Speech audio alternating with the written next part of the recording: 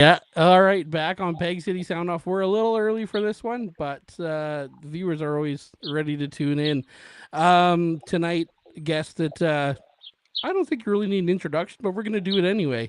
Someone that Rolling Stone called a modern day guitar hero, and also is named one of the most influential guitarists of 2019 from Guitar Magazine, I believe. Ariel Posen. You're on, you're outside, but you're on the show. Hello, yeah, thanks for having me. No problem. Love Big to City Soundoff. yeah. I'm glad to have you on here.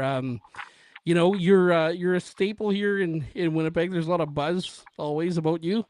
Everyone's always talking. And of course, as I said before we went live, there's a lot of guitar players that roll through this show and in this local scene. And when I teased that you were coming on, I didn't say your name yet. I just showed a picture of a certain guitar, and the buzz happened, and got some messages. People very excited about this, so should be a good viewership by the end of the night. Love So it. let's jump to it. First thing I want to kind of go over is the tour coming up, the future present tense tour. It's a Uh, bit of a mouthful, I know. a bit of a mouthful and a bit of a trek you got ahead of you. You started on the, it looks like you're starting the East Coast, Bridgeports, and then you're kind of coming up and across to the west and then down, and then you're coming up through the middle, it seems. That's right. It's Yeah, quite the road. little bit of everywhere, little breaks in between. Yep. Yeah, it's gonna be a blast. Looking forward to the. We're ending it in Winnipeg, in Yeah. at the Park Theater, which goes on sale tomorrow at 10 a.m. Tomorrow local. at 10 a.m. I'm So it's sure. gonna be a blast. Absolutely. That is December 12th, I believe, is the date for Winnipeg, which I'm sure there won't be tickets available by the end of the day. Hey, I like your optimism, and Yeah. that's very kind of you to say. I don't know about that, but you Uh, never know. I believe last time you were through here, you played side stage. Yeah, we did a special kind of last minute little holiday. We called it the hometown holiday party. Also a mouthful, but it was fun. Side stage had just been open maybe a couple months or a few months, and it was, we had just got off a month long tour in the UK, and it just felt like, you know what? Why don't we do a little pop up holiday show while we're all around and just kind of celebrate this new awesome venue in town. I think we announced it less than a month before it went on sale, so it wasn't a big push, but it was an awesome night. It was so much fun. So yeah, that was the last show. Although it wasn't like a real show, if we call it that. It was, but it wasn't. Yeah, I get you. Get you. It's a great venue too. It is. It's kind of what Winnipeg needed. We've talked about this on here with many Oh, bands talking about it's just a great venue to have, and it's kind of like a mini park theater in a sense, which makes sense because location and who's doing it. So I thought when we lost the Goodwill, that was really, a really great, like, 200 cap room that, a lot of bands that want to come tour through Winnipeg. There was like, God bless Winnipeg, but we've had a shortage of venues where it's like, okay, you could play to like 100 or 150 at times, or you have to play to 350 or at the West End or higher. We've had a lull in like these smaller size rooms. I know that there's the Handsome Daughter, and there's that other new one on Portage that I'm forgetting the name of. You know the one I'm talking about? Anyways, oh um, yeah, I think I know which one. what's it called? Is it the event center, No, the there's a smaller. exchange event center? I know there's that one. No, no, no. There's Then I a don't know. okay. There's one right by where the Goodwill was. Anyways, my brain isn't working. The fact that there's like a replacement, I wouldn't Hmm. say it's a replacement of the Goodwill, but something taking the role of like that 200 cap size, and it's like nice and shiny and new and run by great people. Not that the Goodwill wasn't. I'm saying it's another place that's also run by great people, and it's just breathing new life into the community, and I think it's very much needed. So yeah, I'm glad it's working out there. Absolutely. Um, So yeah, so tour wraps up in December. I forget how many 26 dates on that tour. What are you bringing for this tour? What can people expect to see on it? They can expect a new show. They can expect a lot of new music. Um, there may or may not be some new music that might be coming out in or around it, but I can't confirm nor deny that. Hmm. But I can confirm that we will be playing a lot of new music and playing a new show. I don't want to give it all away yet, but it's going to be an awesome time. We're going to have this amazing duo called Wendlow. They're out of Atlanta. They're like pretty popular on Instagram and stuff like that. They're going to be opening all the shows, so definitely a lot of people will know them. It's just going to be a great night of music. So it's going to be fun, you know? That's great. That's great news. Just in talking about new music, I don't want to maybe jump too much into it, but Let's jump. I do want to jump back to the album you did with Ash. Recorded. I've heard it was recorded in 36 minutes and improvised. That's true. Unbelievable. Anyone watching, if you haven't listened to this, like go listen to it, and you'll hear some guitar mastery with it. It's unbelievable, and we talk about a lot of talk about guitars. People are always chasing tone, and there's this guitar tone in it that is just it's new, it's fresh. I love it. Thanks. Glad you like it. Yeah, that's just plugged straight into the interface and just rocking away. I think there's something special about it because we didn't intend on making any kind of record. We just essentially jammed and hit record, had someone filming just in case. Again, no intention. Maybe we thought we'd get a couple cool videos out of it, and based on the reaction from the videos, it became clear. You know what? Like, hey, why don't we just put this out as a record? Even some of these tracks are literally a minute and 20 seconds. It's because like they're not.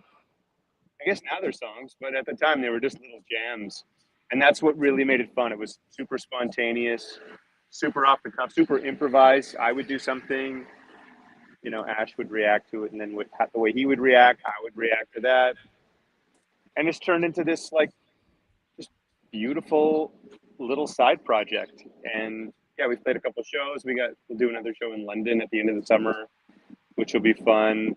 And it's been great because I've been on essentially what I would consider like down season for my own music and touring schedule with my main project. So it's filled the void nicely. It's been like a different form of expression, if you will, musical expression. Hmm. Hmm. And kind of going back to guitar tone, a big standout here. Some that happened. I think it was last week. It got announced. The uh, the signature guitar coming out. Yes, I a believe week it was a yeah week ago last Tuesday, week. yeah, last Yeah, Tuesday. unreal. Kind of some of the features here: Fender Strat, faded Lake Placid blue, P90s in it, AP90s, I guess we would say, and 1890s. the cupcake brown knobs. Sharp looking guitar. Yeah, you think so? Um, You like it? you know what? I was never a Fender guy, and anyone who knows me in town and has seen my band see me with a blue Fender Strat, but it's a Tom DeLonge model, so it's just got the volume knob, Oh, sick. What's and your the band called? Valley Narrow. There, I Okay, plugged my band. dude, it's your show. You got to plug your band. When are you playing That's next? August 2nd at the Tap House, Hell yeah. and then yeah, and then we're rolling out Handsome Daughter side stage. There's dates coming. We're rolling right now, so Yeah. um yeah, it's great. I love Winnipeg. I love the venues here. Winnipeg's the best. Of It course. is, and we got a great music scene here. We do. We do. We do. So let's bounce to this guitar here. Yes, sorry. Absolutely beautiful. There's the video of you, the whole walkthrough with at the Fender shop. Really cool stuff. If you can share, how did this come about? Well, I've had a relationship with the folks at Fender.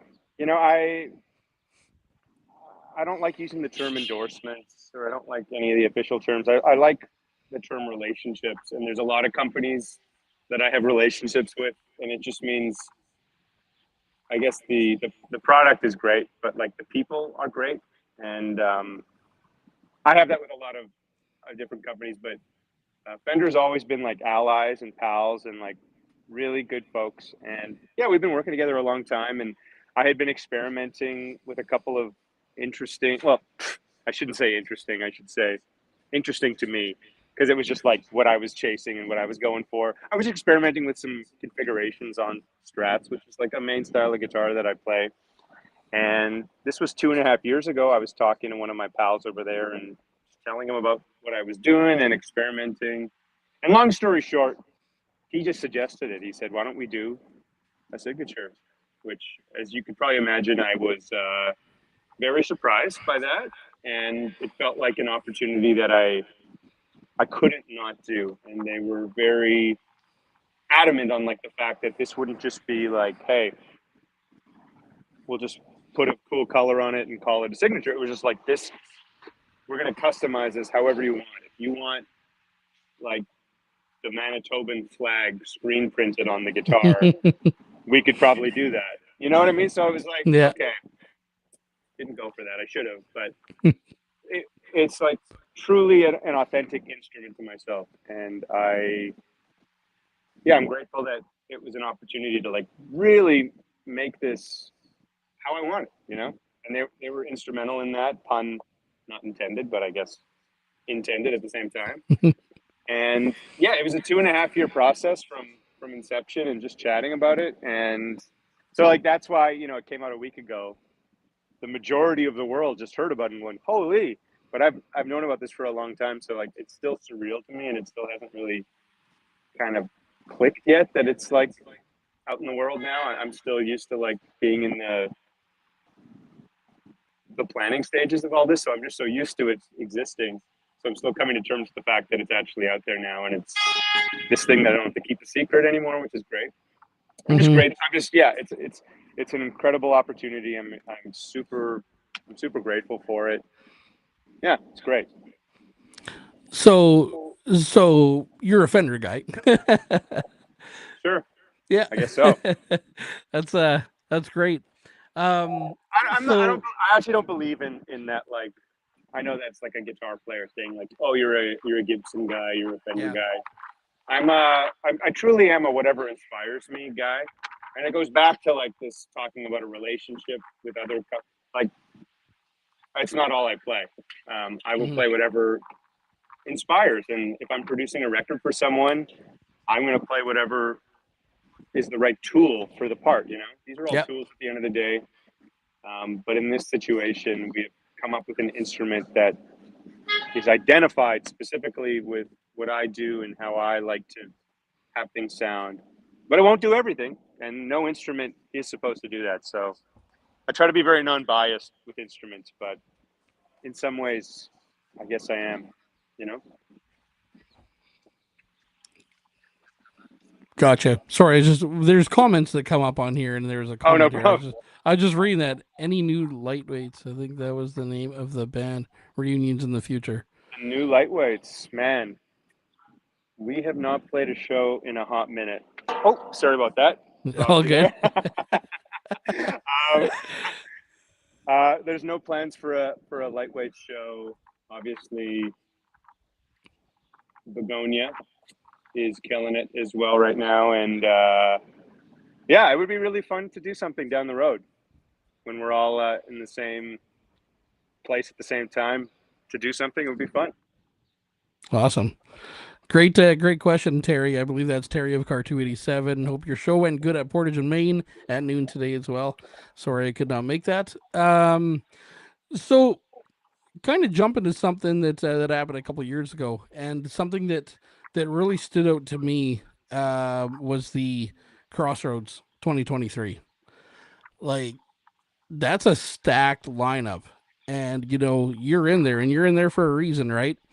Um, tell me about kind of playing with some of these greats. I know it's Eric Clapton's Crossroads, and two names that really stuck out with me, and anyone who really knows deep into me know I'm a big fan of '60s California. But Stephen Stills and Roger McGuinn were also involved in that, and those are two names that really stuck out with me on there. But tell me about playing, with being at this and playing with the greats. Yeah, it was a wild experience, as you can imagine. Also, an incredible honor to be asked to be a part of. You know, we were one of what felt like 1,000 bands. It was probably only 40 or 50, but it felt like absolute controlled chaos. It was 2 days of nonstop music, of a rotating stage. While one band was playing, the next one was.